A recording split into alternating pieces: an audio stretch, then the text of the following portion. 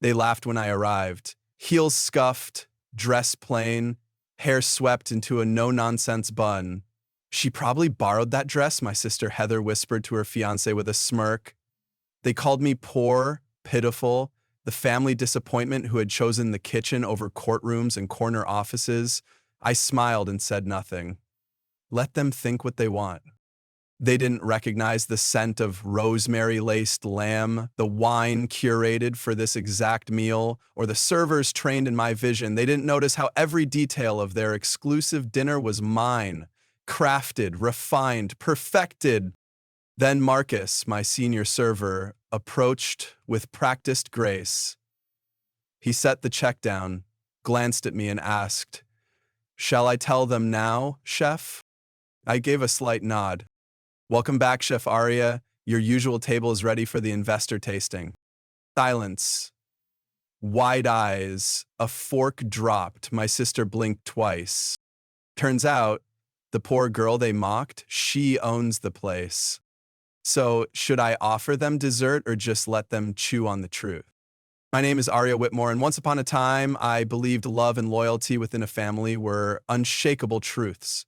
I was the middle child of the Whitmore lineage, descendants of stockbrokers, Ivy League alumni, and board members of elite foundations. My father, Gregory Whitmore, a stern man with silver temples and sharper expectations, always said, "We don't build dreams, Arya, we inherit empires." My mother, Elaine, was social grace and pearls, a woman who curated charity events like fashion shows and who Heather, my older sister, was the golden girl from the start, captain of the debate team, intern at the DA's office by 17, Yale law acceptance in hand before she could legally vote. Ethan, our youngest, was the math prodigy, building stock algorithms in his sophomore year. And then there was me, always with flour on my hands, sketching, plating ideas in the margins of my notebooks, spending hours in the kitchen with Luisa, our housekeeper from Argentina. Luisa saw something in me no one else did. She didn't laugh when I cried over overbaked pastries or cheered when my soufflés rose. "Food is love," she used to say. "It is how we care, how we speak when words are not enough." She became my secret mentor, and her quiet encouragement was my lifeline in a home where success was measured by spreadsheets and courtroom wins. I remember when I was 12, I made a multi-layered cake for my mother's birthday. Vanilla bean with raspberry compote and cream cheese frosting. I stayed up past midnight perfecting it, even piping the roses myself. When I presented it that morning, my mother barely glanced at it. "We're having dessert catered, darling," she said dismissively, "but you can serve that to the staff." That moment should have told me everything, but I kept trying. I joined Model UN because Heather did, though I hated it. I pretended to care about macroeconomics like Ethan, even though I couldn't stand graphs. But nothing I did was enough. Still, I loved my family. I admired them. I took pride in our name and in our traditions. Sunday brunches at the country club and summers at our Martha's Vineyard home. I dressed the part, played the role, and smiled in every family photo. I even applied to Dartmouth, just like my father wanted. Burying my dreams beneath legacy applications and polite obedience, but food never stopped calling me. Even at Dartmouth, I found myself more drawn to food science classes than finance, volunteering to plan student events just to handle the catering. I began an underground supper club out of my tiny apartment, 5-course meals, intimate lighting, and carefully curated menus that whispered my truth. For the first time, I felt seen, not by my family, but by the people tasting my creations and asking for more. When I look back now, I don't just see the warmth of ovens or the thrill of discovery and new spices. I see the girl who wanted desperately to belong and thought perhaps if she proved herself enough, her family would embrace her, even if her path was different. I see how I gave pieces of myself, quietly, lovingly, even when those offerings were swept aside like crumbs. There was real love there once. Or maybe just my hope masquerading as love. Either way, it was enough to keep me believing until it wasn't. And the closest I ever felt to belonging wasn't during family dinners or vacations. It was late at night experimenting with rosemary infusions or slow braising short ribs in a dorm kitchenette. Those were my sanctuaries, my secret chapels. When my family visited, I'd hide the cookbooks and delete the supper club's Instagram. I presented a version of myself that fit their mold, ambitious, presentable, and acceptable. I even dated guys they approved of, law interns and hedge fund analysts, but those relationships always collapsed under the weight of pretense. They loved the image, not the girl who smelled like cardamom and talked about plating balance instead of portfolios. But I held on to those moments with Louisa, to the look in her eyes when I made her proud. I held on to the memory of my grandmother's approving nod when I served her homemade gnocchi one rainy afternoon, one of the few times someone in my bloodline treated my passion as worthy. She passed the following year, but that moment stayed, like a flickering light in a long tunnel. I sacrificed my truth for years to preserve the illusion of harmony. I'd bled myself dry in pursuit of their approval. But in that quiet ache was a hunger far greater than status, a hunger to be seen, to be loved, not despite who I was, but because of it. It started with little things, dismissive comments that passed as jokes, lingering glances of disappointment, silences louder than words. I still remember the day I first voiced the idea of attending culinary school. We were in the family sunroom, golden light streaming through the tall windows, a tray of Earl Grey cooling between untouched scones. "I've been thinking," I began, "about applying to Le Cordon Bleu." The silence that followed was immediate and suffocating. My father looked up from his tablet, brows arched in disbelief.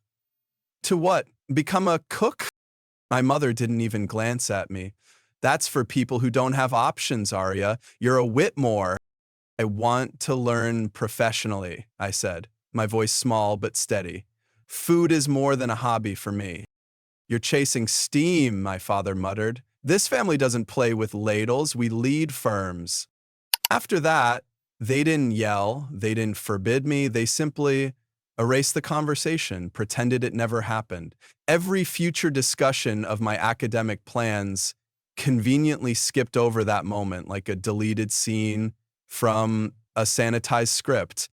At dinners, when Heather talked about constitutional law or Ethan mentioned venture capital, my parents leaned in, asking questions, nodding in approval.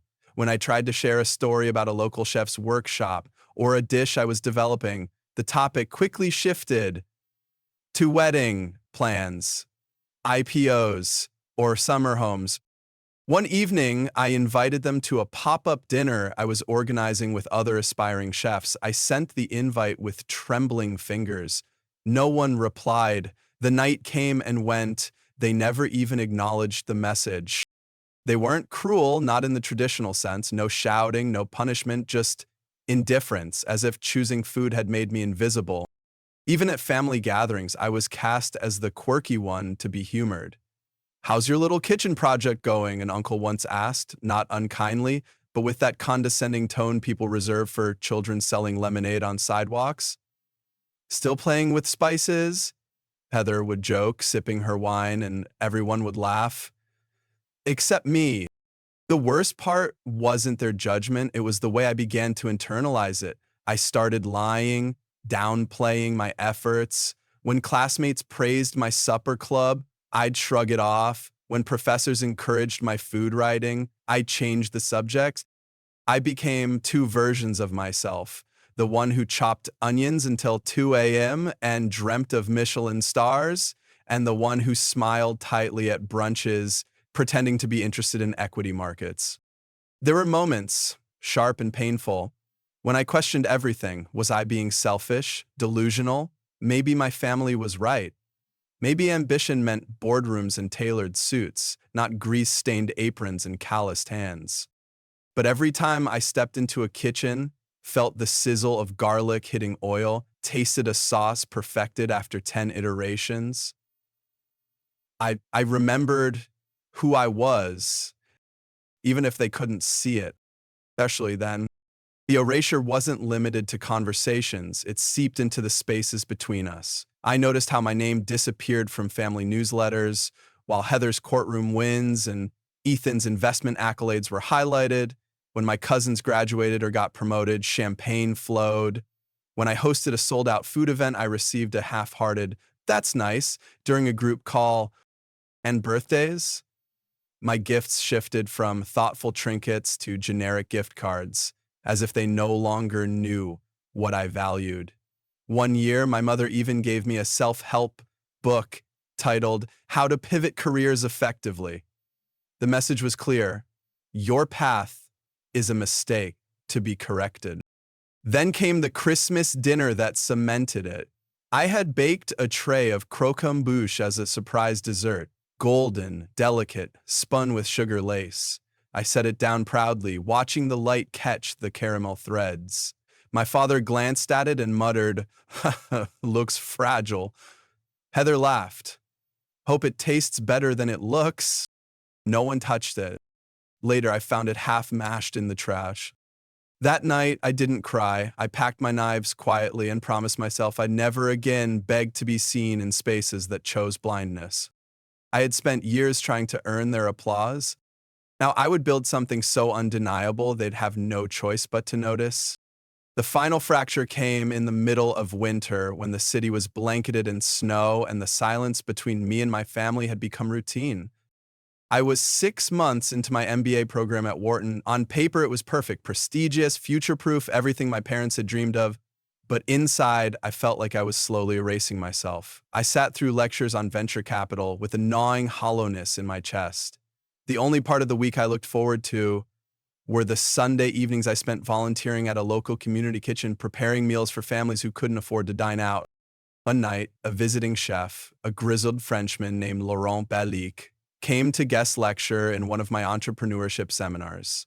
A culinary icon with 3 Michelin stars to his name, he spoke with quiet authority about the discipline of kitchens, the poetry of flavors, the fire of creation. He wasn't charming, he was intense, exacting. After class, there was a small reception. I'd helped cater it through my supper club and served one of my specialties, a duck confit raviolo and citrus beurre blanc. He tried it, then called me over. "Who cooked this?" he asked, thick accent curling the words. "I did," I said, trying to sound confident. "You have talent, but you are wasting it here." He handed me a card with a Lower Manhattan address scrawled across the back. "Come work in my kitchen. See if you are as serious as your flavor is." I barely slept that night. I stared at the card until the ink seemed to vibrate. By dawn, I had made my decision. I withdrew from Wharton the next day. The conversation at home was nuclear. "You're what?" my father asked, his voice clipped to keep from shouting. "I'm leaving Wharton," I repeated. "Chef Balak offered me a place in his kitchen. To chop onions? To slave away for scraps? Do you know what we've invested in your education?" His voice trembled with a fury that felt personal. "You've invested in an idea of me," I said, "not in who I am." My mother sat still, her expression brittle. "This is your rebellion phase, then. Fine, but don't expect our support." "I never asked for it," I replied. "Not for this." Heather, home on winter break from her firm, laughed, sharp and condescending. "So you're giving up a future for food? What, you think you're going to be the next Gordon Ramsay?" "Honestly," Ethan said, avoiding eye contact, "it's embarrassing." That night, I packed my bags, no hugs, no goodbyes, just silence and slammed doors. I moved into a 4th-floor walk-up with 3 roommates in Queens. The radiator clanked like a dying robot. The walls were thin enough to hear arguments 2 apartments over. But it was mine. For the first time, I was living as me. Chef Belek's kitchen was hell. I started as a prep assistant, chopping crate after crate of vegetables, enduring scathing critiques and 16-hour shifts. I burned myself. I cried in the walk-in freezer more times than I could count. I scrubbed floors, bussed dishes, cooked until my fingers blistered and my back ached. But every night I learned, I grew. I began to understand that the kitchen wasn't just about food, it was about control, rhythm, artistry, and resilience. I started dreaming in flavors. I kept journals filled with sauces, pairings, plating concepts. 18 months later, Chef Belek called me into his office. "You're not just a cook anymore," he said. "You're a chef. What comes next?" I didn't know. Then one evening at a private tasting event, an investor named James Weller tried my truffle-laced scallop tartare. He pulled me aside and said, "Tell me, do you have a restaurant concept? Because I have capital." Within months, I was sketching floor plans. I found a failed nightclub space downtown and turned it into Maison, a French-American fusion space with an open kitchen, garden-to-table produce, and a tasting menu that told stories. James funded the launch with two other partners. I worked nonstop, sleeping in my office, cooking on the line, designing uniforms, testing menus. Maison opened to a full house. We broke even in 4 months. In 6, we turned profit. After a year, I bought out all 3 investors. It was mine. Every detail, every lamp, every wine pairing, every hand-folded napkin. But none of that compared to the satisfaction of knowing I'd done it on my terms. The girl they laughed at, shunned, dismissed, she had become a name in her own right, but they didn't know that yet. And I had no intention of telling them until fate brought them back into my dining room, unaware that the black sheep now wore a chef's coat stitched with her name. During that first year, there were nights when I questioned everything. The exhaustion was bone deep, the criticism relentless. There were months I couldn't afford health insurance, nights I fell asleep on the subway after double shifts. Once I fainted from dehydration in the middle of prep. But every time I nearly broke, I found a reason to keep going. A compliment from Chef Belek, a customer who closed their eyes in delight after a bite. A small article about Maison in a niche food blog. And the memory of that Christmas croquembouche of my family's silence fueled me more than any applause ever could. Their rejection became my resolve. I poured every hurt into my sauces, every dismissal into perfecting foam textures, every "you'll never make it" into sourcing the best truffles or designing the cleanest plate lines. Maison wasn't just a restaurant, it was a reclamation. And now, the people who once cast me out would sit unknowingly in my creation. I thought they'd reserved a table for a celebration. They had no idea they were about to become part of mine. The early days of Maison were not glamorous. People see the accolades now, the magazine spreads, the full reservation book, the crisp white linens, but they didn't see me scrubbing grease off stove hoods at 2 a.m. or crying silently on the fire escape because I couldn't pay rent and payroll in the same week. Opening a restaurant wasn't just hard, it was punishing. The pressure to succeed felt like a blade against my throat. I'd risked everything, my savings, my reputation, what little confidence I had left. One wrong shipment, one bad review, one slow week could ruin me. There were days when I thought about giving up, nights when the walk-in fridge became my hiding place, cool, quiet, private enough to let a tear fall without witnesses. In one especially brutal week, the sous chef I'd trained from scratch quit without warning. Our fish supplier delivered spoiled halibut the day a critic was scheduled to visit. And our refrigeration system failed in the middle of a summer heat wave, destroying $6,000, 0 cents worth of fresh produce. I broke down. I sat on the kitchen floor, apron stained, hands trembling, and said aloud, "Maybe they were right. Maybe I'm not built for this." My voice echoed back in the empty space. I thought about calling my father, about saying, "You win, I'll come home, I'll get a real job." But then I imagined his voice, calm, smug, satisfied, the kind of voice that doesn't say "I told you so," but makes you feel it anyway. So instead, I called Chef Belek. "I want to quit," I confessed. There was a long pause on the line. Then he said simply, "Good. Good? I snapped. Yes, he said. Good. That means you care enough to break. He told me every chef he respected had hit this wall, that the ones who pushed through weren't stronger, they were just more stubborn. You can quit, he said, but if you do, you'll be haunted by the dishes you never served. That night, I didn't sleep. I wrote. Instead, recipes, ideas, menus. I poured my fear into flavor profiles, channeled my anxiety into sauces. And by morning, I had a plan. I tightened the menu, cut costs without sacrificing quality, partnered with a local farm for better produce, promoted Miranda, a line cook who had never let me down, to sous chef. And most importantly, I let myself ask for help. Jessica, our front of house lead, offered to renegotiate vendor contracts. Marcus, our most senior server, trained the newer staff personally. Slowly, the team became more than employees. They became mine, a second family, built not on blood, but on trust. Even then, success didn't come overnight. We survived by inches. But every compliment from a diner, every repeat guest, every blog that called us a hidden gem was a stitch in a very fragile net holding me together.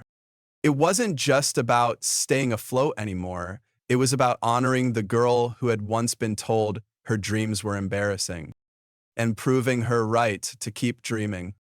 Oh, the loneliness was the worst part. Chasing my dream, I'd left behind not just comfort, but community. Holidays were the hardest. I spent Thanksgiving preparing meals for others while eating cold stuffing from a takeout box. On Christmas Eve, I roasted a duck alone in the kitchen, plating it like it was for a critic, just to remind myself why I started. No calls, no cards, not even a text from my family. I began to doubt my own worth beyond the restaurant. If I stopped cooking, if the ovens went cold, who would I be? Would anyone still care? It took a conversation with an elderly customer named Mrs. Albrecht to jolt me back. She'd dined with us 4 times in a single month. One evening, she asked to speak with the chef. I lost my husband last year, she said gently. Maison is the only place that makes me feel close to him. He loved food. You've given me back something I thought I'd lost. That night, I cried harder than I had in months, not from sadness, but relief. Maybe I didn't need to change the world. Maybe I just needed to keep feeding it, one honest plate at a time. That single moment reminded me, even in darkness, we still have the power to create light for others and for ourselves. It didn't erase the pain, but it gave it purpose. And sometimes that's all you need to keep going. Rebuilding wasn't dramatic. It was quiet, incremental, like the slow healing of a scar you forget to watch. After the breakdown, I treated Maison not just as a restaurant, but as a living being, one that needed care, routine, consistency. We didn't chase trends, we chased meaning. Every dish that went out reflected not just flavor, but intention. Miranda, now my sous chef, called it cooking with soul. We simplified the tasting menu, focused on seasonal, locally sourced ingredients.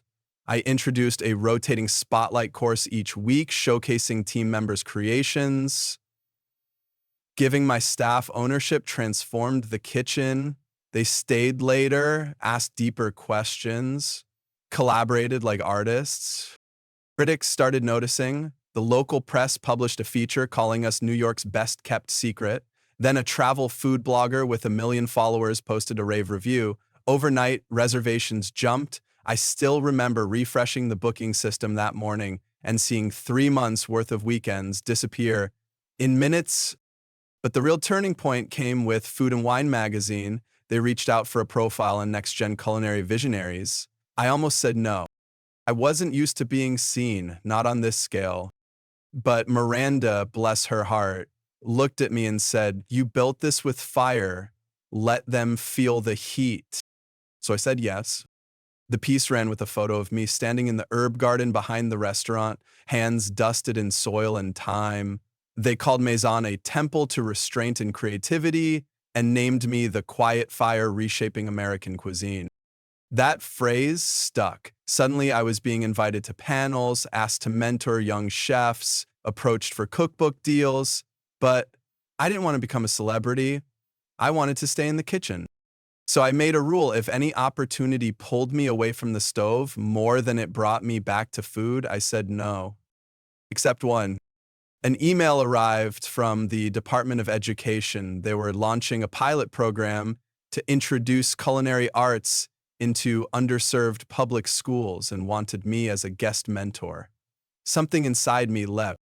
I remembered 12-year-old me standing in Luisa's kitchen, dreaming of something more while my family laughed upstairs. I remembered what it would have meant to have someone, anyone, say, "Yes, your dream is valid."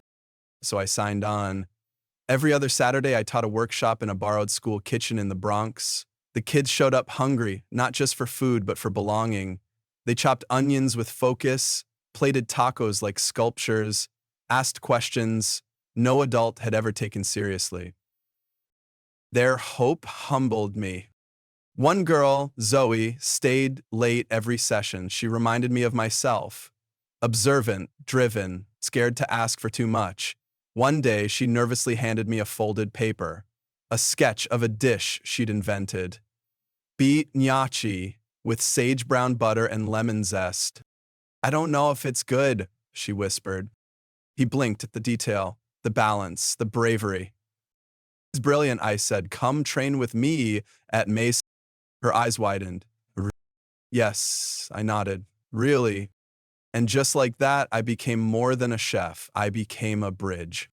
Maison was thriving, my staff was growing, my mentorship program was expanding, but more than that, I was becoming whole.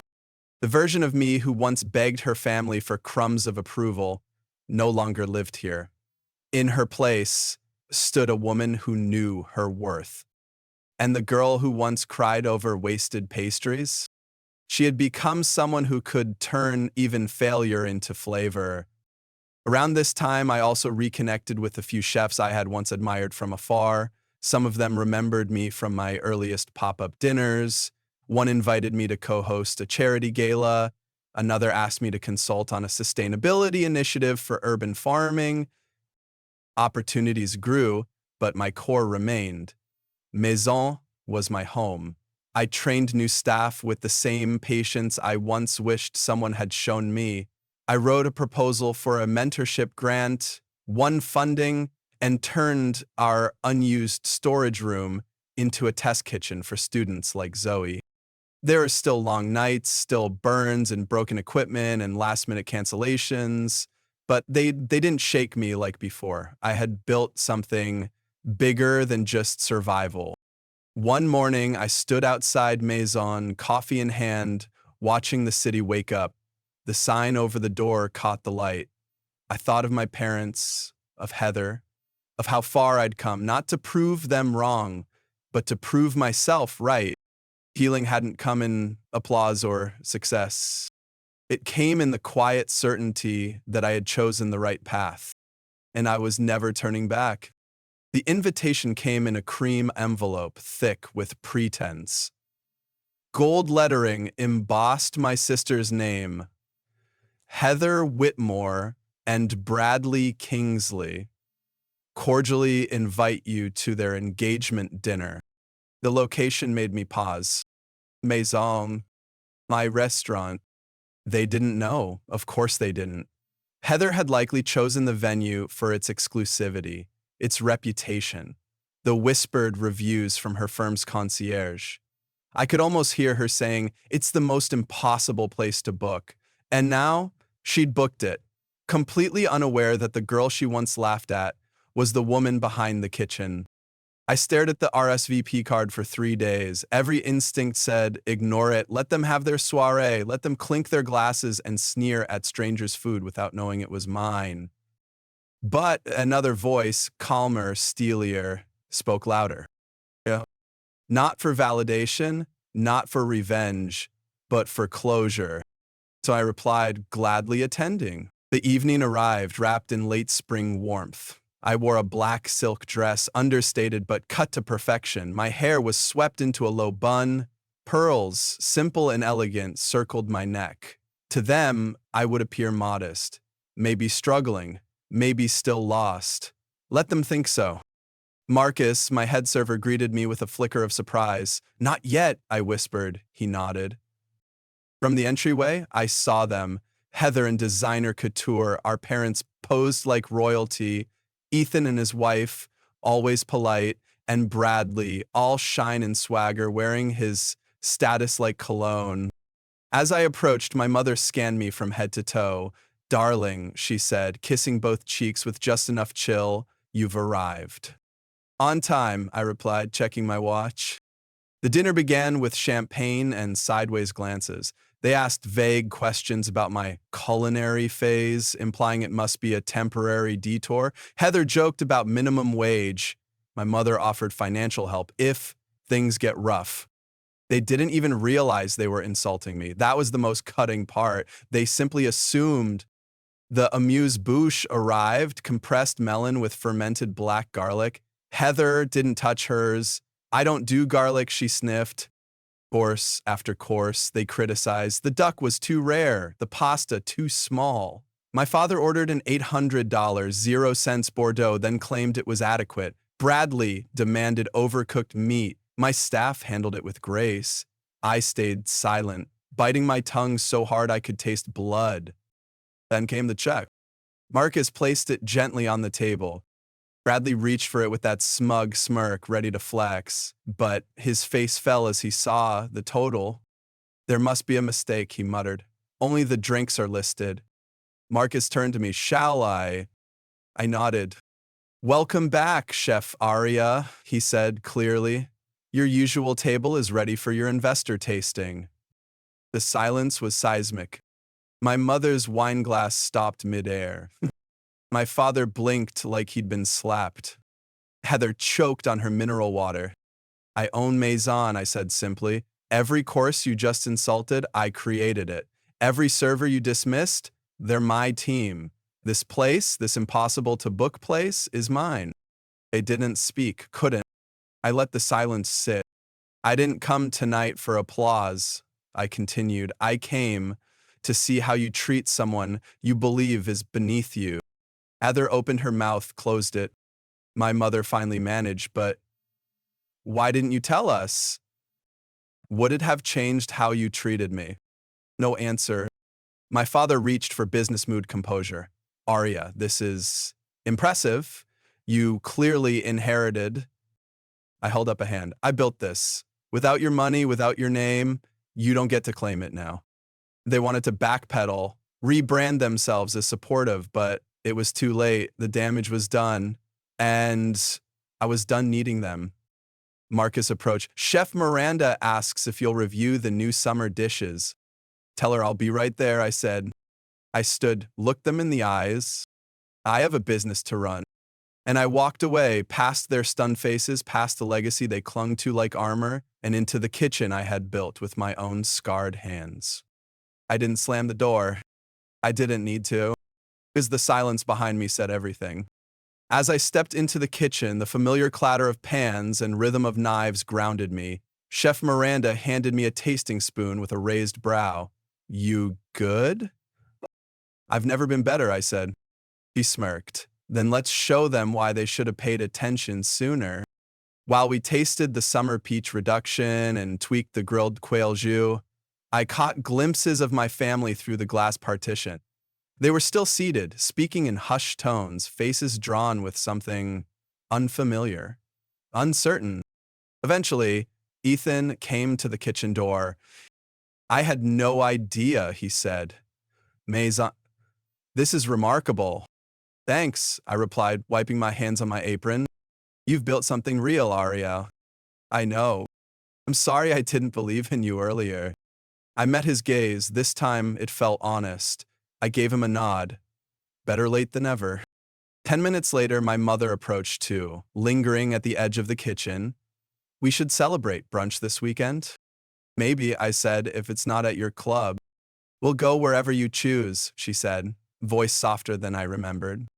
For the first time in years, I wasn't performing for them. I wasn't defending my choices. I was simply standing strong, rooted, enough. And when I returned to the line to call out the next order, my staff didn't look at me as someone who needed to prove anything. They just called back, "Yes, chef." And that was the only approval I'd ever need.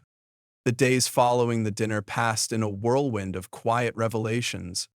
I didn't expect dramatic apologies or overnight transformations, but something had shifted. My mother, ever the master of composure, left a voicemail.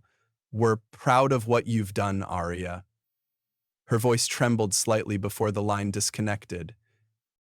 Ethan followed up with a text, "Can I bring the twins to the kitchen one weekend? I want them to see what passion looks like." But Heather? Silence. Until a week later, I received a message, short, sharp, and typed at 2 a.m. "Of self, this is what you've been doing." Find it reply. The next afternoon, she showed up, alone, standing awkwardly outside Maison like a teenager at her first job interview. She wore a blazer too stiff for the day's warmth, and an expression that couldn't decide between resentment, embarrassment, or awe. "I wanted to talk," she said, avoiding my eyes. We sat at one of the patio tables. I offered water. She declined. Heather jumped right in. "Bradley and we've postponed the wedding. Things got complicated." I said nothing. She continued. He couldn't handle me being out of work, said I was wasting potential." Sound familiar? Still, I stayed silent. She fidgeted. "You were right," she finally admitted. "I judged you because I was afraid. You chose passion, I chose the script." She looked up, her eyes were red-rimmed. "And the worst part," she whispered, "I'm not even sure I ever wanted the life I fought so hard to defend. It wasn't victory, it wasn't vindication, it was human." I could have turned her away, could have reminded her of every snide comment, every laugh, every dismissal. Instead, I offered her a slice of orange olive oil cake and said, "Sit." We talked, not as sisters in competition, but as women learning, slowly, painfully, how to rewrite the stories we were handed. In the weeks that followed, Heather began volunteering at a legal aid clinic. She helped a single mom avoid eviction. She emailed me cautiously, like someone testing new language. Once she wrote, "For the first time, I feel like I'm doing something that matters." My father remained mostly quiet, though Ethan later told me he'd been bragging at the club about his daughter, the restaurateur. Typical. But I didn't need his pride anymore. I'd outgrown the craving. As for Bradley, he was reportedly dating a junior associate and boasting about almost investing in Maison. The audacity. My staff howled when I told them. Even my mother, in her own careful way, tried to bridge the chasm she'd helped create. One Sunday morning, she arrived early for brunch, rare for her. She brought a book, not a memoir or etiquette guide, but a collection of essays by female chefs. "I read this," she said, placing it down. "Twice. I still don't understand all the terminology, but I wanted to try." That single gesture, humble, effortful, meant more than 1,000 rehearsed apologies. It wasn't redemption, but it was a beginning, and that was enough. As Maison continued to grow, I found myself caring less about proving anything and more about nurturing what I had built. The kitchen remained my sanctuary, my staff, my chosen family. The diners, old, new, and even those who once judged me, became part of a larger truth. Real success isn't about who notices you when you shine. It's about who remains when you're still learning to glow. It's strange, the quiet after a storm. After the truth came out, after the family tension cracked and realigned into something more cautious but less cruel, I found myself facing an unexpected silence. Not from others, but from within. For so long, my internal monologue had been shaped by defense, justifying my choices, protecting my dream, armoring myself against judgment. But now that the barrage had quieted, I was left with something I hadn't anticipated. Grief. Grief for the years spent in tension, for the relationships strained and nearly lost, for the younger version of me who had once wondered, what if they're right? I hadn't realized how heavy the doubt had been until I finally set it down. In that silence, I began the harder work, forgiving myself. It started small. I stopped double-checking every financial decision as if I had to prove I was being reckless. I stopped feeling guilty when I took a day off. I let myself sleep in on a Tuesday and didn't call it weakness. I allowed myself to enjoy success, not just survive it. There were setbacks, of course. I still flinched slightly whenever someone from my past said, "We always knew you'd do something great," conveniently forgetting the times they'd rolled their eyes at Dara and her kitchen games. But I stopped letting that sting linger. Instead, I found healing in the details. In teaching Zoe how to balance seasoning on her first risotto, in helping Miranda test a new vegan tasting menu, in quiet moments with Ethan's kids, showing them how to whisk eggs and watching their eyes light up. In every small moment of mentorship, I found peace with my own journey. Maison wasn't just a restaurant, it was my letter to the world and to the girl I used to be, the one who didn't feel good enough, the one who kept her dreams small to avoid being laughed at, the one who felt invisible in a house of high achievers. That girl had built something magnificent, and I needed to thank her. I started journaling again, something I hadn't done since culinary school. I wrote letters I never sent to my parents, to Heather, even to Bradley, but mostly I wrote to myself. "I'm proud of you." I scrawled an uneven script after a particularly long day. "You kept going." One night, after closing, I stayed behind in the quiet dining room. I dimmed the lights, lit a candle at the host stand, and sat alone at table 12, my favorite. The one with the best view of the open kitchen and the corner window. There, I raised a glass to the empty room, to the battles you fought alone, to the victories they'll never understand, to the fire you never let go out. I drank, I cried a little, and I healed. Forgiveness, I realized, wasn't a one-time act. It was a practice, a decision I'd have to keep making, especially when I stumbled, especially when the ghosts of old criticism returned, whispering, "You'll never be enough." Oh, but now I had a stronger voice to answer back. I already am. As spring deepened, I made time for more than just me. I visited the green market on Wednesdays, not to source produce, but simply to wander. I spent an entire Saturday painting in Central Park with Zoe and a few mentees, laughing more than I had in years. I accepted an invitation to speak at my old culinary school and surprised myself by enjoying it. I even took a weekend trip to the coast alone, no reservations, no itinerary, just me, a notebook, and the ocean. On the final morning, I sat on a rocky cliff and reread a letter I had written to myself 5 years earlier. It was angry, desperate, bruised. "I don't know if you'll ever be proud of me," the letter read, "but I'm trying." I folded the page slowly, tucking it back into my journal with a quiet smile. "Don't worry," I whispered to that younger self. "I am." Returning to the city, I noticed how the pace of my thoughts had slowed. The edges of old wounds had softened. The urgent need to prove myself, while not entirely gone, had given way to a deeper rhythm. Purpose without panic, drive without doubt. Forgiveness was not forgetting, it was remembering without resentment. I still remembered how they made me feel. I still remembered how hard it had been. But I also remembered that I survived, and that made all the difference. So I keep moving forward, not for them, but for me. For the girl who once felt invisible, for the woman who knows her worth. For the dream that once lived only in secret, now thriving in the light. That is forgiveness. That is freedom.